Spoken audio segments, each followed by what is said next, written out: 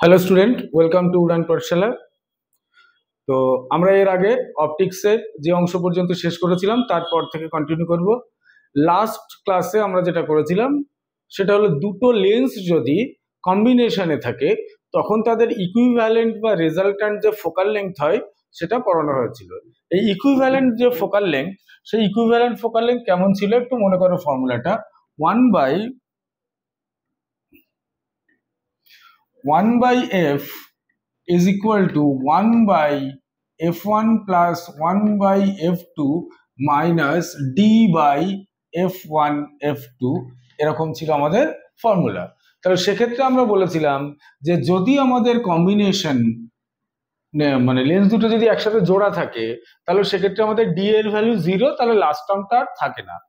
ওকে, তাহলে এবার দেখো এই কম্বিনেশনের যে পাওয়ার that is equal to individual লেন্সের যে পাওয়ার দুটো আছে তাদের এই অ্যাডিশন। তাহলে এইবার আমরা এই রিলেটেড দু একটা প্রবলেম করবো, এই ডিটেলস আগের ক্লাসের মধ্যে ছিল।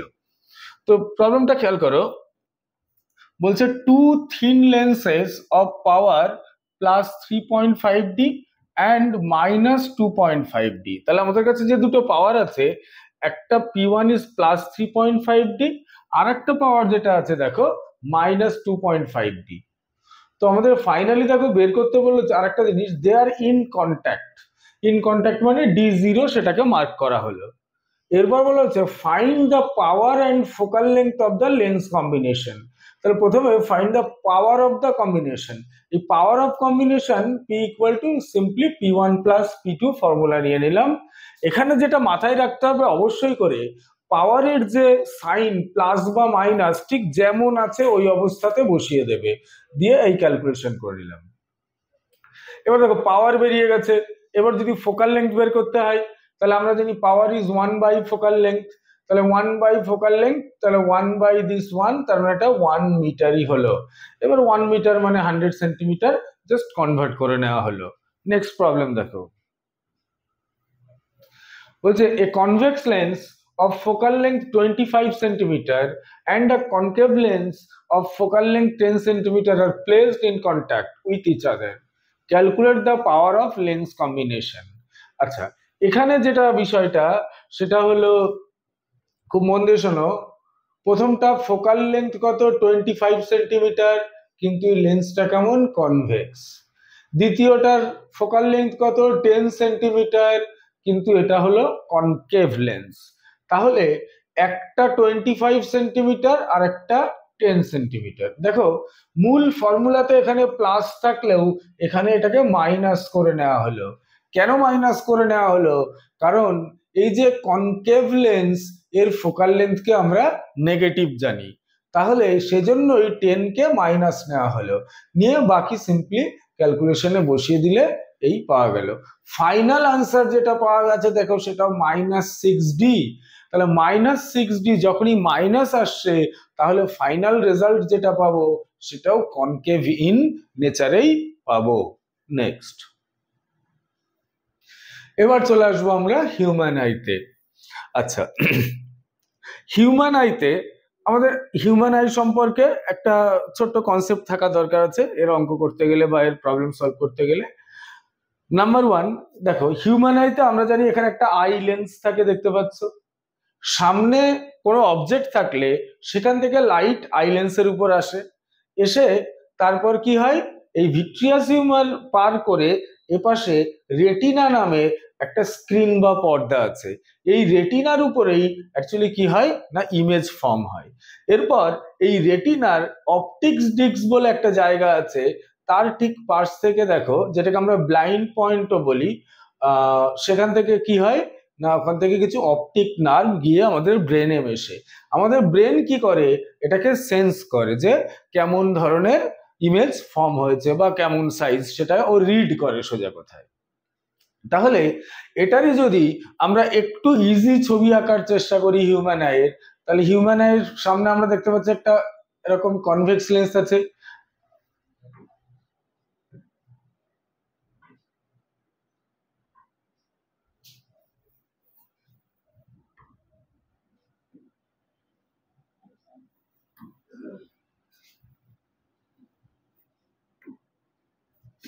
দেখো এই হলো কনভেক্স লেন্স।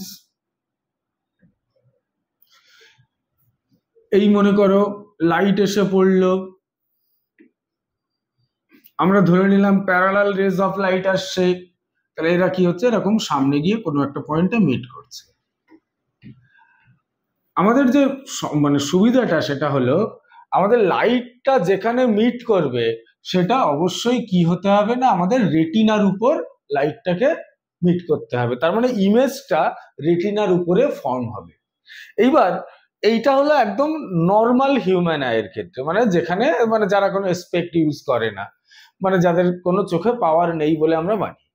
এইবার বিষয়টা হচ্ছে যে এইটাকে আরেকটু চেঞ্জ করে আরো দুটো ছবি আঁকলে দুটো প্রবলেম বুঝতে পারবে। মনে করো এটা আরেকটা হিউম্যান আইয়ের লেন্স, এটা আরেকটা আই লেন্স, এটার উপর মনে করো এই লাইট এসে পড়লো। কেস ওয়ানে মনে করো এটা এই রেটিনার অনেক আগে লাইটটা মিট করলো, এটা দেখো রেটিনার আগে মিট করেছে। আর একটা কেসও হতে পারে এই প্যারালাল বিম অফ লাইট আসলো, এটা রেটিনার পরে গিয়ে মিট করলো। ব্যাপারটা হচ্ছে যে এই যে দুটো কেস, এই দুটো কেস কিন্তু স্বাভাবিক নয়। স্বাভাবিক নয় মানে এই দুটো কেস কেন হয়েছে আমাদের এবার একটু বোঝার চেষ্টা করতে হবে। প্রথমে এই কেসটাতে দেখো, এই কেসটাতে লাইটটা রেটিনার আরো আগে মিট করেছে, মানে ইমেজ রেটিনার আগে ফর্ম হচ্ছে, আর এখানে ইমেজ রেটিনার পরে ফর্ম হচ্ছে। তাহলে এখানেও আমার রেটিনার অংশটাতে ইমেজের যে পার্টটা এসে পড়ছে সেটা আমাদের কাছে একটু ব্লার বা হেজি বা একটু কম স্পষ্ট দেখাবে। তো কেন হয়েছে প্রবলেমটা, দুটো কারণে হতে পারে। এই কেস ওয়ানটা হতে পারে একটা কারণে যে আই লেন্সের ফোকাল লেন্থটা কমে গেছে, আর কেস টুতে যেটা হতে পারে আই লেন্সের ফোকাল লেন্থটা বেড়ে গেছে। এটা ছাড়াও আরো একটা সমস্যা আছে, সেটা হলো এমনও হতে পারে আমাদের যে আই বলটা থাকে, আই বলটা এক্ষেত্রে কোনো কারণে একটু বড় হয়ে গেছে। তাহলে আই বলটা যদি একটু বড় বা ফুলে যায় তাহলে আই এর যে রেটিনাটা পিছিয়ে যাবে, এই যে রেটিনাটা পিছিয়ে গেছে। আর এটার ক্ষেত্রে কি হয়েছে যে আই বলটা সেটা একটু শ্রিঙ্ক করে গেছে, মানে একটু চুপসে গেছে। এবার সমস্যাটাও বুঝলাম কেন হলো সেটাও বুঝলাম, এবার দেখতে হবে যে সমস্যার সমাধান কি করে হয়। কেস ওয়ানে দেখো আমার লাইটটা আছে এখানে, মানে মিট করছে এখানে, আমাকে যদি নর্মালাইজ করতে হয় তাহলে যেভাবেই হোক এই পয়েন্টটাকে শিফট করে এখানে নেওয়াতে হবে। এই পয়েন্টকে যদি শিফট করে এখানে নিতে চাই তার মানে এই যে লাইট রেস গুলো আছে এদেরকে আমরা কি করব, হালকা একটু ডাইভার্জ করে দেবো বা ছড়িয়ে দেবো। এই হালকা ডাইভার্জ করতে গেলে আমাদের এখানে যেটা করতে হবে, হালকা ডাইভার্জ করতে গেলে আমরা জানি ডাইভার্জেন্ট লেন্স যেটা হয় সেটা হলো একটা অবতল লেন্স বা কনকেভ লেন্স। এই লেন্সটা নিলে পরে যেটা হবে এগুলো একটু হালকা ডাইভার্জ হয়ে যাবে, হলে ফাইনালি ওরা এইখানে যেতে পারে। এরপর এখানেই যাবে কি করে বুঝবো, হ্যাঁ কতটা ফোকাল লেন্থ কম আছে সেটার ক্যালকুলেশন আছে, ক্যালকুলেশন করে এক্সাক্ট মাপের কি না কনকেভ লেন্স ইউজ করতে হবে। পরের কেসটাতে দেখো এখানে কি হচ্ছে, ইমেজটা এখানে ফর্ম হচ্ছে, তাহলে আমাদের কাজ হলো যেভাবে হোক ওকে আরো আগে শিফট করাতে হবে। তাহলে আগে যদি শিফট করাতে চাই তাহলে লাইট গুলোকে আরো কাছাকাছি মানে কনভার্জ করতে হবে, আর আমরা জানি কনভার্জ করার জন্য ইউজ করতে হয় এরকম একটা উত্তল লেন্স। তো দেখো এই যে যেটাতে আমরা কনকেভ লেন্স ইউজ করেছি এই প্রবলেমটাকে বলা হচ্ছে হলো মায়োপিয়া, আর যেটাতে কনভেক্স লেন্স ইউজ করেছি এটাকে বলে হাইপারমেট্রোপিয়া।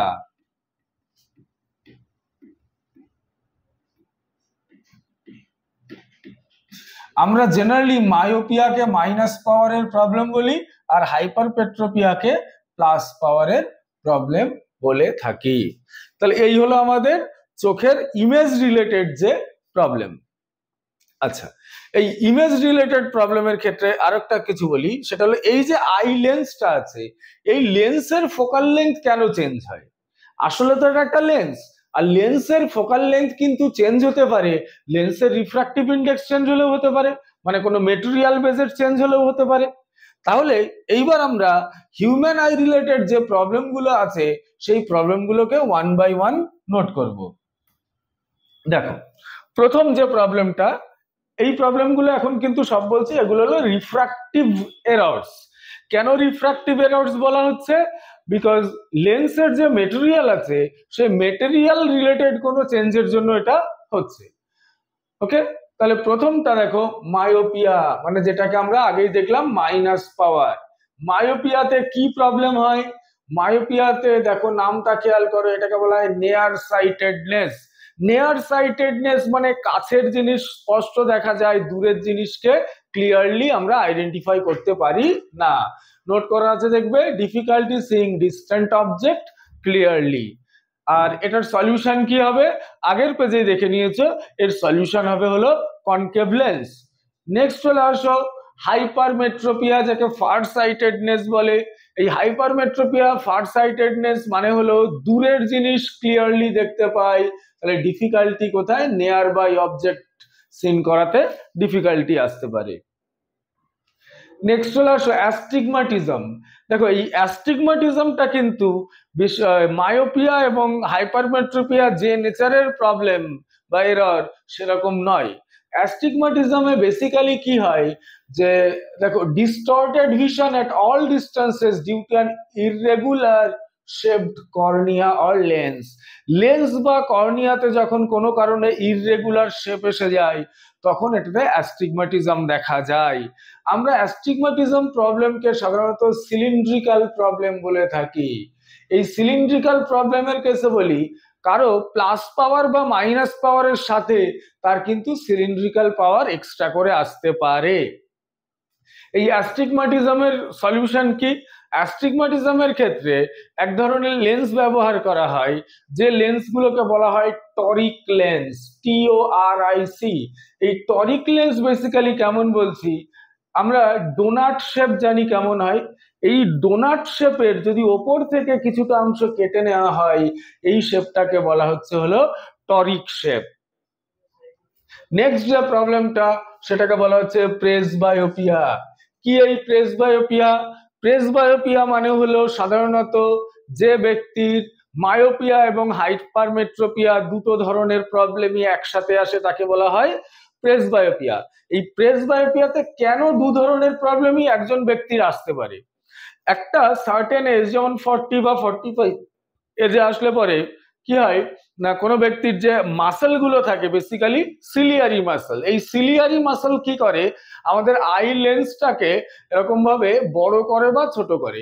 আই লেন্স বড় বা ছোট করা মানে একটু চেপে ধরা বা ইলংগেটেড করা। এই দুটোর অর্থ হলো, এটাতে করলে যেটা হয়, ফোকাল লেন্থ অফ আই লেন্সের চেঞ্জ আসে। এই আই লেন্সের ফোকাল লেন্থ চেঞ্জ কেন হয় বা কেন দরকারি বলি, মনে করো আমি কোনো একটা মুহূর্তে ঠিক আমার এই হাতের সামনে এই ডিস্টেন্সটাকে দেখছি, তার মানে এই অবজেক্টটা আমার রেটিনাতে ফোকাস হচ্ছে। এইবার আমি যদি হাতটা সরিয়ে আমার দূরে থাকা কোনো অবজেক্টকে দেখি, তার মানে তাকে ফোকাস করছি, তার মানে ওই অবজেক্টের থেকে লাইট আমার রেটিনাতে ফর্ম হচ্ছে। অর্থাৎ আমাদের মধ্যে ইনবিল্ট পাওয়ার আছে, যে ইনবিল্ট পাওয়ার আমাদের সিলিয়ারি মাসেলের হেল্প নিয়ে কি করে না, আমাদের আই লেন্সের ফোকাল লেন্থকে একটা অটোমেটিক চেঞ্জ করে। কিন্তু আফটার দ্য এজ অফ 40 আর 45 সিলিয়ারি মাসেলের দুর্বলতা আসে, যে কারণে কি হয়, অথবা সিলিয়ারি মাসেল একটুখানি স্টিফ হয়ে যায়, শক্ত হয়ে যায়। তখন কোনো ব্যক্তি দূরে বা কাছে ফোকাস করতে ইজিলি পারে না, একটু কষ্ট হয়। এই ধরনের প্রবলেমকে বলা হচ্ছে প্রেসবায়োপিয়া। তাহলে যার প্রেসবায়োপিয়া আছে সে তখন কি সলিউশন হিসেবে কি ইউজ করে? তাকেও একটা স্পেক্ট বা চশমা নিতে হয়। সেই চশমাগুলোকে বলা হচ্ছে বাইফোকাল লেন্স। কি এই বাইফোকাল লেন্স? এর আসলে একটা অংশ হলো মাইনাস পাওয়ারের সলিউশন, একটা হলো প্লাস পাওয়ারের সলিউশন। অর্থাৎ একটা অংশ কনকেভ লেন্স, একটা অংশ কনভেক্স লেন্স। ব্যক্তি যদি দূরের জিনিস দেখতে চায় তখন তাকে চশমার ওপরের দিকটা দিয়ে দেখতে হয়। কাছের জিনিস যদি দেখতে চায় তাহলে তার চশমার নিচের অংশটা দিয়ে তার কাছের জিনিসকে দেখতে হয়। এই ছিল হলো হিউম্যান আই রিলেটেড কিছু প্রবলেম। আচ্ছা, লেন্সের ক্ষেত্রে আরেকটা প্রবলেম দেখা যায়, সেটাকে বলা হয় ক্রোমাটিক অ্যাভারেশন। কি এই ক্রোমাটিক অ্যাভারেশন? দেখো যদি লেন্সের উপর কোন একটা অবজেক্ট থেকে মনে করো হোয়াইট লাইট ইনসিডেন্ট হলো, কোন লাইট ইনসিডেন্ট হলো না, হোয়াইট লাইট। এবার হোয়াইট লাইট যদি ইনসিডেন্ট হয়, একটুখানি তোমরা যদি ফোকাল লেংথের ফর্মুলা যেটা ছিল মানে লেন্স মেকার ফর্মুলা সেটাতে আসো, দেখো 1/f equal to mu G minus 1 into 1/r1 plus 1/r2 এই ফর্মুলাটা ছিল। এইখানে তার মানে দেখতে পাচ্ছি ফোকাল লেন্থ কিন্তু মিউ বা রিফ্রাক্টিভ ইন্ডেক্সের উপর ডিপেন্ড করে। আবার পরবর্তীকালে দেখব যে কোনো মিডিয়ামের, এটাকে কচিস ফর্মুলা বলে, যে কোনো মিডিয়ামের রিফ্রাক্টিভ ইন্ডেক্স তার কোন কালারের লাইট তার উপর ইনসিডেন্ট হচ্ছে তার উপর ডিপেন্ড করে। এই কচিস ফর্মুলা বলছে যে ল্যামডা বা ওয়েভলেংথের উপর কোনো মিডিয়ামের রিফ্রাক্টিভ ইন্ডেক্স ডিপেন্ড করে। তাহলে আমরা জানি হোয়াইট লাইটের মধ্যে 7টা ইন্ডিভিজুয়াল ওয়েভলেংথ মেশানো থাকে। 7টা আলাদা আলাদা ওয়েভলেংথের জন্য কি হচ্ছে, এখানে 7টা ওয়েভলেংথের জন্য 7টা আলাদা আলাদা মিউ এর মধ্যে তৈরি হচ্ছে। 7টা মিউ যখন তৈরি হচ্ছে তখন 7টা এফ তৈরি হচ্ছে। তখন কি হয়, হোয়াইট লাইট যখন ইনসিডেন্ট হয় তখন আলাদা আলাদা কালারের জন্য 7টা আলাদা আলাদা ফোকাস পাই। তাহলে কি হচ্ছে, হোয়াইট লাইট ইনসিডেন্ট করলে আমরা কিন্তু একবারে একটা ফোকাস পাই না। এই প্রবলেমটাকে বলা হচ্ছে হলো ক্রোমাটিক অ্যাবারেশন। তো এই ক্রোমাটিক অ্যাবারেশন সলভ করার, দেখো যদি কেউ চশমা ইউজ করে তার সেই চশমাতে ক্রোমাটিক অ্যাবারেশন আসতে পারে। তাহলে কি, সে একটা ধরো মাল্টি কালার অবজেক্ট দেখছে, তাহলে সেই মাল্টি কালার অবজেক্টটাকে কালার ওয়াইজ সেটা এক একটা ডিস্টেন্সে মনে হবে। তাহলে এটাও একটা চোখের বড় প্রবলেম। এই প্রবলেমটাকে সমাধান করার অনেকগুলো নিয়ম আছে। কি সেই প্রবলেম বলছে, এই সমস্যাটাকে সমাধান করার জন্য অ্যাক্রোমাটিক সিস্টেম একটা ইউজ করতে হয়। আরেকটা বলি, ক্রোমাটিক অ্যাবারেশনের সাথে একটা স্ফেরিক্যাল অ্যাবারেশন বলেও একটা টার্ম হয়। এই স্ফেরিক্যাল অ্যাবারেশন ব্যাপারটা কি বলছে, যখন লেন্সের শেপের জন্য ফোকাল লেন্থ আলাদা আলাদা হয়, এই যে এখানে মোটা এখানে পাতলা, এজন্য আলাদা আলাদা হয় বলে সেই ধরনের প্রবলেমকে বলা হয় স্ফেরিক্যাল অ্যাবারেশন। স্ফেরিক্যাল অ্যাবারেশন মেটানোর একদম সহজ উপায় আছে, সেটা হলো লেন্সের একদম ওপরের এন্ড গুলোকে কেটে শুধুমাত্র মাঝখানের এন্ডটাকে ইউজ করা হয় লেন্স হিসাবে। নেক্সট টপিকে চলো, relation between colour and wavelength. এই কালার অ্যান্ড ওয়েভলেংথ বলতে, দেখো আমরা যে কালার গুলো জানি ভিবজিওর, এই ভিবজিওরের অ্যাকচুয়ালি বুঝতে পারছো এগুলো সব মনোক্রোমাটিক কালার। প্রশ্ন হলো কেন এই কালার গুলো ডিফারেন্ট ডিফারেন্ট। আসলে এদের ওয়েভলেংথ ডিফারেন্ট হওয়ার কারণের জন্যই এদের কি হয় না, কালার গুলো আলাদা আলাদা হয়। সাধারণত ভায়োলেট কালারের যে ওয়েভলেংথ এটা প্রায় 4000 অ্যাংস্ট্রমের কাছাকাছি, আর রেডের যে ওয়েভলেংথ হয় এটা অলমোস্ট 8000 এর কাছাকাছি। তো দুটো অ্যাভারেজ করলে 6000 এর কাছাকাছি আসে, যেটা কিনা ইয়েলোর ওয়েভলেংথ। ইয়েলোর এক্সাক্ট ওয়েভলেংথ হলো 5893 অ্যাংস্ট্রমের কাছাকাছি। তো আমরা এটাকে একটা অ্যাভারেজ ভ্যালু 6000 অ্যাংস্ট্রম ধরলাম। তাহলে আমাদের যে 7টা মনোক্রোমাটিক কালার আছে, এই 7টা মনোক্রোমাটিক কালারের মধ্যে ইয়েলোটা কি না, ইয়েলোটা হলো দেখো average of the wavelength of two ending colour, বা দুটো প্রান্তীয় বর্ণের অ্যাভারেজ। যে কারণে ইয়েলোকে কিন্তু অ্যাভারেজ কালার বা গড় রং বা মিন কালার বলা হয়। তাহলে মিন কালার বা অ্যাভারেজ কালার কিন্তু কখনোই গ্রিনকে নয়। অনেকের ক্ষেত্রে একটা কনফিউশন দেখা যায়, উপর থেকে 3টে নিচের থেকে 3টে বাদ দিয়ে গ্রিনকে অনেকে মিন কালার বলে ভেবে থাকে, কিন্তু তা নয়। মিন কালার কিন্তু অলওয়েজ ইয়েলো। আশা করি বোঝাতে পেরেছি।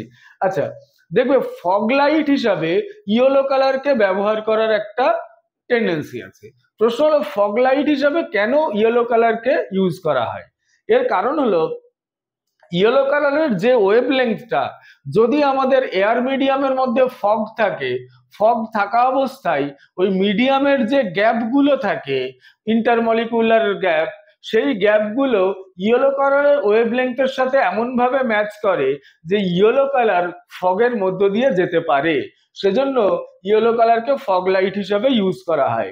আচ্ছা, এখানে আরেকটা কথায় চলে আসি, যেটাকে আমরা স্ক্যাটারিং বলি। স্ক্যাটারিং কে বাংলায় বলা হচ্ছে বিক্ষেপণ।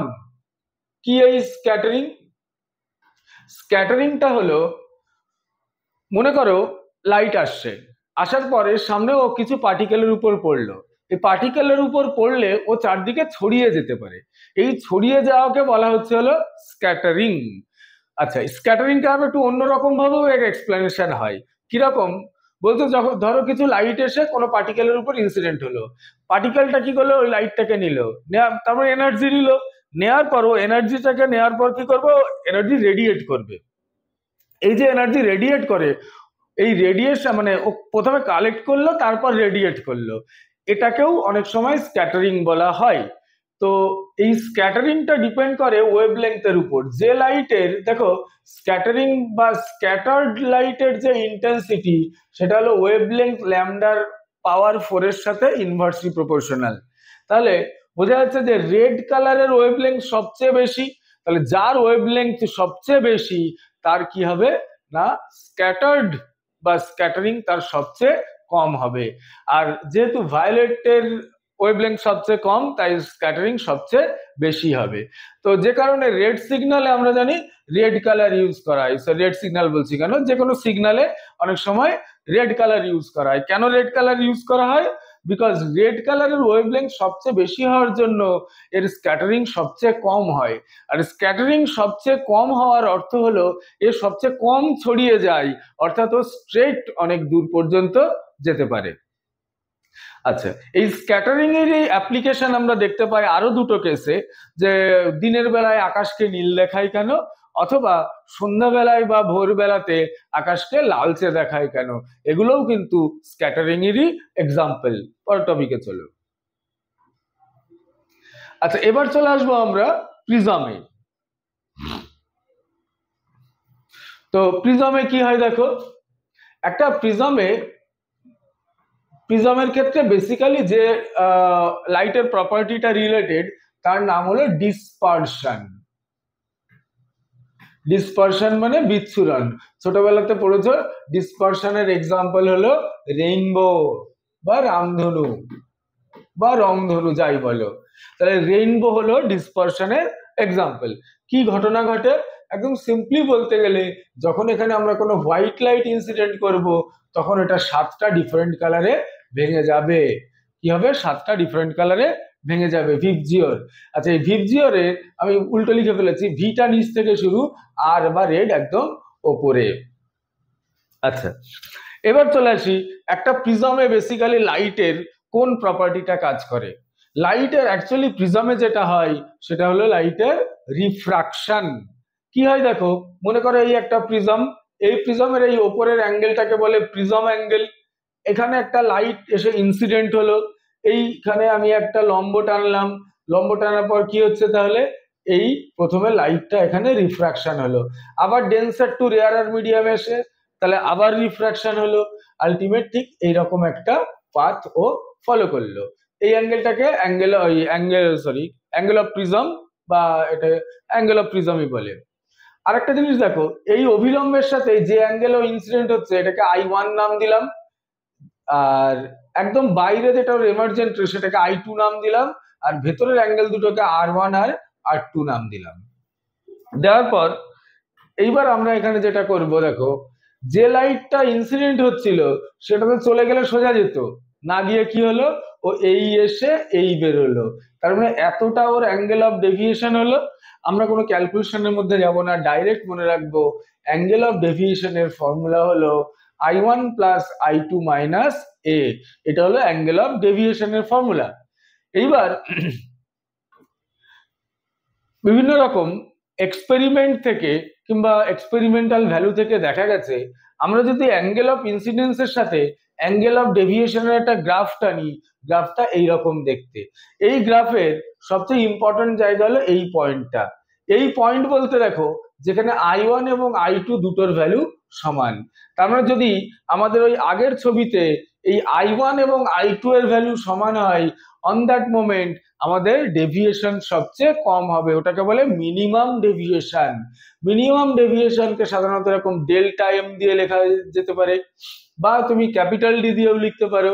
এই মিনিমাম ডেভিয়েশন যেটা হলো, সেটার ক্ষেত্রে কি হয়, I1 আর I2 অবশ্যই সমান হতে হবে। তাহলে মিনিমাম ডেভিয়েশন এখান থেকে কি ফর্মুলা হয়ে যাবে, এটা 2I মাইনাস A হয়ে যাবে। তাহলে এখান থেকে 2i মানে হলো a প্লাস ডি হয়ে গেল, আর তাহলে i ইকুয়াল টু হয়ে যাবে a প্লাস ডি বাই 2। এই হলো আমার i এর ভ্যালু। আচ্ছা, এই ক্যালকুলেশনটা চলাকালীন এর মধ্যে আমরা আর একটা জিনিস পাই, সেটা হলো r1 plus r2 equal to অবশ্যই a, যেটা প্রিজম অ্যাঙ্গেল, সেটা পাওয়া যায়। আর যদি i1 আর i2 সমান হয় তাহলে r1 এবং r2 ও সমান হতে বাধ্য হলো। তাহলে এখান থেকে a মানে কত হলো, আমরা পেয়েছি r1 প্লাস r2, দুটোই যেহেতু সমান তাহলে এটাকে লিখতে পারি 2r, তাহলে r ইকুয়াল টু পাওয়া গেল a বাই 2। তাহলে r ইকুয়াল টু পেলাম a by 2, i equal to পেলাম a প্লাস ডি বাই 2। এইবার refractive index of this material মানে মেটেরিয়াল অফ প্রিজম, যদি আমরা এটাকে মিউ বলি তাহলে মিউ ইকুয়াল টু হবে কি sine i divided by sine r। এবার সাইন i মানে কোনটা, সাইন i মানে দেখো sine a plus D by 2, sine a plus D by 2। Sine r মানে কোনটা a বাই 2, এই বসে গেল a বাই 2। দুটো ফর্মুলাকে মাথায় রাখতে হবে, এখান থেকে অঙ্ক আসতে পারে। নেক্সট টপিকে চলো। আচ্ছা, এই পর্যন্ত আমাদের যেগুলো হলো সব রে অপটিক্স এর পার্ট ছিল। এইবার চলে আসি ফিজিক্যাল অপটিক্স এর যে পার্টটা। ফিজিক্যাল অপটিক্স এর পার্টে বলতে ইন্টারফারেন্স আছে, ডিফ্রাকশন আছে, পোলারাইজেশন আছে। তো এক এক করে দেখা যাক। প্রথমে চলে আসো ইন্টারফারেন্স। আচ্ছা, ইন্টারফারেন্স পড়ার আগে আমাদের এক এক করে এই টার্মগুলো একটু বুঝতে হবে। প্রথম হলো সুপারপজিশন প্রিন্সিপাল। কি এই সুপারপজিশন প্রিন্সিপাল? ধরো দুটো ওয়েভ একটা আর একটার উপর সুপার ইম্পোজ হলো, মানে সোজা কথায় মিশলো, তাহলে কি হবে, একটা রেজাল্ট্যান্ট ওয়েভ হবে। সেই রেজাল্ট্যান্ট ওয়েভের ভ্যালু কত? বলছে সেই রেজাল্ট্যান্ট ওয়েভের যে ডিসপ্লেসমেন্টটা, সেটা অবশ্যই যে দুটো ইন্ডিভিজুয়াল ওয়েভ তৈরি হয়েছিল তাদের ডিসপ্লেসমেন্টের ভেক্টর অ্যাডিশন হবে। যেমন আমি যদি ধরে নিই আমার একটা ওয়েভ y1 ইকুয়াল টু ধরো a সাইন ওমেগা টি, আর একটা ওয়েভ মনে করো y2, এটা ইকুয়াল টু মনে করো a sine omega t plus একটা ফাই, একটু ফেজ ডিফারেন্স ধরে নিলাম। তাহলে সেই ক্ষেত্রে কি হবে, y1 plus y2 equal to, এটাই হবে আমার রেজাল্ট্যান্ট। তাহলে যখন y1 প্লাস y2 হলো রেজাল্ট্যান্ট, তখন এটা সিম্পল ম্যাথামেটিক্স বসিয়ে ক্যালকুলেশন করতে হবে। আচ্ছা, এবার চলে আসো এই কোহেরেন্ট সোর্সের ব্যাপারটা। কোহেরেন্ট সোর্স বলছে একটা পেয়ার অফ সোর্সেস, যে পেয়ার অফ সোর্সেসের কি থাকবে, ওয়েভলেংথ সমান থাকবে, ফ্রিকোয়েন্সি সমান থাকবে, আর এদের যে ফেজ ডিফারেন্সটা সেটা কনস্ট্যান্ট থাকবে। ফেজ ডিফারেন্ট কনস্ট্যান্ট থাকবে, ওয়েভলেংথ সেম থাকবে, ফ্রিকোয়েন্সিও সেম থাকবে। এই কোহেরেন্ট সোর্সের বেশ কিছু এক্সাম্পল আছে, আমাদের এক এক করে জানতে হবে। প্রথম এক্সাম্পল হলো ইয়ং ডাবল স্লিট। এই ইয়ং ডাবল স্লিট কোনগুলো হয়? ইয়ং ডাবল স্লিট বেসিক্যালি কিচ্ছু না, একটা স্লিট থাকে তার উপর দুটো রকম ছিদ্র থাকে, এটাই হলো ইয়ং ডাবল স্লিট। এর এইদিকে যদি একটা কমন সোর্স অফ লাইট রাখা হয়, সেই লাইটটা এখানে এসে কি হবে, আলাদা করে দুটো রাস্তা দিয়ে চলবে, তাহলে এটাকেই বলা হচ্ছে কি একটা কোহেরেন্ট সোর্স। আচ্ছা, তারপর আরো আছে ফ্রেনেলের বাইপ্রিজম। এই কি এই ফ্রেনেলের বাইপ্রিজম? ফ্রেনেলের বাইপ্রিজম বলছে এটা বেসিক্যালি একটা বাইপ্রিজম, মানে দুটো প্রিজমকে এভাবে জোড়ানো আছে। এখানে মনে করো একটা সোর্স অফ লাইট আছে, সেই লাইট সোর্স থেকে লাইট এদিকে আসবে এবং এদিকে আসবে, আসার পর এরা এই বেরিয়ে গেল। তাহলে এখানেও কিন্তু আমি দুটো সোর্স অফ লাইট পেলাম, অবশ্যই এটা এরকম ওয়েভ আকারে যাচ্ছে, যার জন্য সুপারপজিশন পসিবল হচ্ছে। আর একটা লয়েড সিঙ্গেল মিরর বা লয়েডের একক দর্পণ। কি এই লয়েডের একক দর্পণ কনসেপ্ট? মনে করো এটা একটা দর্পণ, এখানে আমরা একটা সোর্স অফ লাইট রেখেছি, এই সোর্স অফ লাইটের তাহলে কি হবে, একটা ইমেজ হবে। আমার নর্মাল সোর্স অফ লাইটও একটা ওয়েভ তৈরি করে, এর ইমেজও একটা ওয়েভ তৈরি করে। এই দুটো ওয়েভ কি হচ্ছে, সুপার ইম্পোজ হয়ে কি করতে পারে না, এরাও কোহেরেন্ট সোর্স ফর্ম করতে পারে। এবার প্রশ্ন হলো এই কোহেরেন্ট সোর্স দিয়ে লাভ কি? বলছে আমরা যদি কোনো জায়গাতে একটা সাস্টেনেবল ইন্টারফেয়ারেন্স দেখতে চাই, মানে ঠিকঠাক একদম সুগঠিত ইন্টারফেয়ারেন্স দেখতে চাই, তাহলে পরে কোহেরেন্ট সোর্স অবশ্যই দরকার। এবার প্রশ্ন হলো এই সাস্টেনেবল ইন্টারফেয়ারেন্স ব্যাপারটা কি? এই সাস্টেনেবল ইন্টারফেয়ারেন্স ব্যাপারটা হলো, মনে করো ইয়ং ডাবল স্লিটের কথাই বলি, বলছে দুটো জায়গা থেকে এরকম লাইট ওয়েভ আসবে, আসার পর সুপারপজিশন হবে, ফলে এরকম স্ক্রিনের উপর আমরা যেটা পাবো একটা ডার্ক ব্রাইট ব্যান্ড পাবো, অল্টারনেটিভলি একটা ডার্ক একটা ব্রাইট, একটা ডার্ক আবার ব্রাইট, ডার্ক ব্রাইট, এভাবে ব্যান্ড পাবো। এইগুলোকেই বলা হচ্ছে হলো ইন্টারফারেন্স ফ্রিঞ্জ। যেখানে যেখানে ডার্ক পার্ট পাবো, এই ডার্ক পার্টটাকে বলে ডিস্ট্রাকটিভ ইন্টারফারেন্স, আর যেটা ব্রাইট পার্ট তাকে বলে কনস্ট্রাকটিভ ইন্টারফারেন্স। এই হলো আমার ইন্টারফারেন্সের কনসেপ্ট। ওকে, এই ইন্টারফারেন্স থেকে একটা, যখন দুটো লাইট ওয়েভ আসে তখন তাদের ইন্টারফারেন্সের যে রেজাল্ট্যান্ট হয় সেই রেজাল্ট্যান্ট ইন্টেন্সিটি কত হয় সেটা দেখতে হবে। দেখো, মনে করো আমার একটা ওয়েভ হলো ওয়াই বা ওয়াই ওয়ান, এটার নাম মনে করো এ ওয়ান সাইন ওমেগা টি। আর একটা ওয়েভ মনে করো ওয়াই টু, এটা মনে করো এ two sine omega t plus phi. আমরা আগেই বলেছি যে ইন্টারফারেন্স হতে গেলে কিন্তু একটা কনস্ট্যান্ট ফেজ ডিফারেন্স দরকার, সেটাকে আমরা ফাই বলে ধরে নিয়েছি। তো এই দুটো যদি সুপার ইম্পোজ করে তাহলে কি হবে, আমরা যে এটা পাবো, মানে কি বলে, স্ক্রিনের উপর আমরা কি পাচ্ছি না, ওখানে একটা ইন্টারফারেন্স ফ্রিঞ্জেস গুলো পাচ্ছি, মানে ডার্ক আর ব্রাইট ব্যান্ড পাচ্ছি। এই ডার্ক আর ব্রাইট ব্যান্ড বা ফ্রিঞ্জ যেটা পাচ্ছি সেটার রেজাল্ট্যান্ট ইন্টেন্সিটি কি হবে, সেটার রেজাল্ট্যান্ট ইন্টেন্সিটি যেটা হবে, যদি আমরা সেটাকে আই বলি, আই ইকুয়াল টু আসবে হলো I one plus I two plus 2 root over of I one I two সাথে একটা কস থিটা। এটা পাওয়া যাবে হলো রেজাল্ট্যান্ট ইন্টেন্সিটি। নেক্সট, এবার চলে আসো ইয়ং ডাবল স্লিট এক্সপেরিমেন্ট। এই ইয়ং ডাবল স্লিট এক্সপেরিমেন্ট কি, ছবি থেকেই দেখতে পাচ্ছ একটা ইয়ং ডাবল স্লিট, এটা একটা ছিদ্র S1, এটা ছিদ্র S2, এখানে একটা কমন সোর্স S আছে, এখান থেকে আলো এসে স্ক্রিনের উপর পড়ছে, এই যে একটা শীট বা স্ক্রিনের উপর পড়ছে। আচ্ছা, এই স্লিট দুটোর মধ্যে যে ডিস্টেন্স, এটাকে ডি ধরা হলো। কি ধরা হলো, এখানে ডি ধরা হলো। এখান থেকে সোর্স থেকে এই যে ডিস্টেন্সটা, এটাকে বড় হাতের ডি ধরা হয়। তাহলে তাই যদি হয় তাহলে এক্ষেত্রে আমাদের কয়েকটা ক্যালকুলেশন আছে। প্রথম বলছে, দেখো, the distance of the nth bright fringe, এই nth ব্রাইট ফ্রিঞ্জের যে ডিস্টেন্স সেটার ফর্মুলা এটা yn by xn equal to n lambda D by D. n মানে কততম ব্রাইট ফ্রিঞ্জ, ল্যামডা মানে ওয়েভলেংথ, ডি মানে স্ক্রিনের ডিস্টেন্স সোর্স থেকে, ছোট হাতের ডি মানে এই দুটো। কোনো কোনো বইতে দেখবে এই ডি এর জায়গাতে 2d থাকে, তাহলে ভালো করে ছবির দিকে তাকিয়ে দেখবে এই সোর্স দুটোর ডিস্টেন্সও ডি এর বদলে তাদের 2d নেওয়া আছে সেখানে। তাহলে এখানে 2d থাকলে ওখানে 2d, এখানে d থাকলে ওখানে d। এটা হলো nth ব্রাইট ফ্রিঞ্জের ডিস্টেন্স। একই রকম ভাবে nth কি আছে না, ডার্ক ফ্রিঞ্জের ডিস্টেন্স আছে। nth ডার্ক ফ্রিঞ্জের ডিস্টেন্সের ফর্মুলা এটা।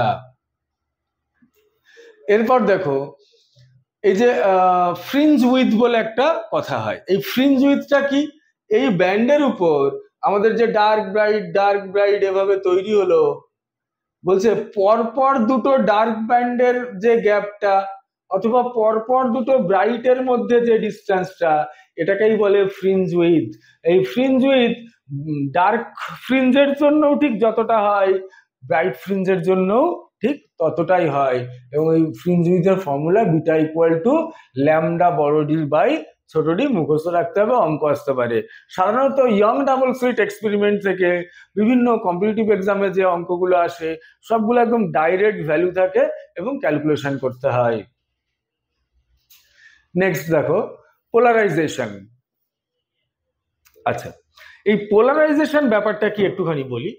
পোলারাইজেশন বুঝতে গেলে আগে একটু ওয়েভের কনসেপ্টে আসো।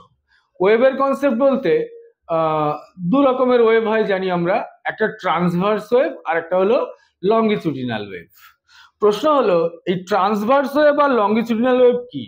তুমি যদি ট্রান্সভার্স ওয়েভের কথা আগে আসি, ট্রান্সভার্স ওয়েভ মানে যেখানে ওয়েভের মোশনের সাথে পার্টিকেল গুলো বা মিডিয়ামের পার্টিকেল গুলো কি হচ্ছে না, পারপেন্ডিকুলারলি মুভ করে, এটাকে তির্যক তরঙ্গ বা ট্রান্সভার্স ওয়েভ বলে। আর লঙ্গিচুডিনাল বলতে যেখানে ওয়েভের মুভমেন্টের সাথে মিডিয়ামের যে পার্টিকেলের মুভমেন্ট সেটা অ্যালং দা ওয়েভ, মানে একই বরাবর হয়ে থাকে।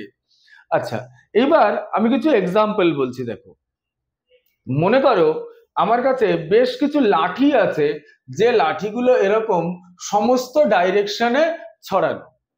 এইবার আমার এই সামনের দিকে ধরো একটা জানালা আছে, এই জানালা দিয়ে কি হলো না, আমি এই লাঠিগুলো 1 বাই 1 এখানে ছুড়ে দিলাম। একমাত্র সেই লাঠিটাই এই জানালা দিয়ে পাস করে যাবে যে লাঠিটা ওই জানালার সাথে প্যারালাল থাকবে, বাকিরা এই জানালাতে আটকে যাবে। পোলারাইজেশন বেসিক্যালি ঠিক এইরকম একটা বিষয়, যে যখন একটা সোর্স অফ লাইট থেকে লাইট তৈরি হচ্ছে, এই সোর্স অফ লাইট থেকে অ্যাকচুয়ালি কেন লাইট তৈরি হয় না, যে সোর্স থেকে লাইট তৈরি হয় সেই পার্টিকেলটার অ্যাকচুয়ালি ভাইব্রেশন হয়, ভাইব্রেশন থেকেই কিন্তু আসলে লাইট তৈরি হয়। এই ভাইব্রেশনের জন্য যে লাইটটা আমরা পাই, এর আগে আমরা দেখেছি ইলেকট্রোম্যাগনেটিক ওয়েভ কনসেপ্টে ইলেকট্রিক ওয়েভের ডাইরেকশন আছে, ম্যাগনেটিক ওয়েভের ডাইরেকশন আছে। তাহলে একটা সোর্স থেকে লাইট তৈরি হলে সবসময় সবকটা ইলেকট্রিক ওয়েভ একই সাথে যাবে তা তো নয়, এক একটার এক এক রকম ডাইরেকশন থাকতে পারে।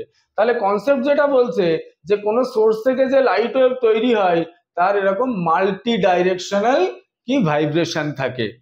এই মাল্টি ডাইরেকশন ভাইব্রেশন যখন থাকে, আমরা যদি কোনোভাবে সবগুলোকে আটকে কেবলমাত্র একটা পার্টিকুলার ডাইরেকশনের ভাইব্রেশন বলা লাইটকে পাস করতে পারি, তাহলেই এটাকে বলা হচ্ছে হলো পোলারাইজড লাইট। আর যদি না করতে পারি তাহলে তাকে বলে আনপোলারাইজড লাইট।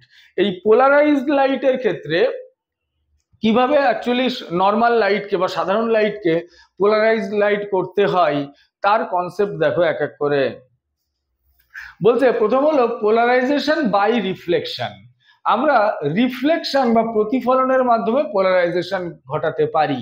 কিভাবে পারি বলছে দেখো, এইখানে একটা আনপোলারাইজড লাইট পড়লে দেখা যায় যে একটা পার্টিকুলার অ্যাঙ্গেল আছে, যে অ্যাঙ্গেলে আমরা লাইটকে এখানে যদি ইনসিডেন্ট করি তাহলে যে রিফ্লেক্টেড লাইটটা পাওয়া যায় সেই লাইটটাকে বলা হচ্ছে হলো পোলারাইজড লাইট।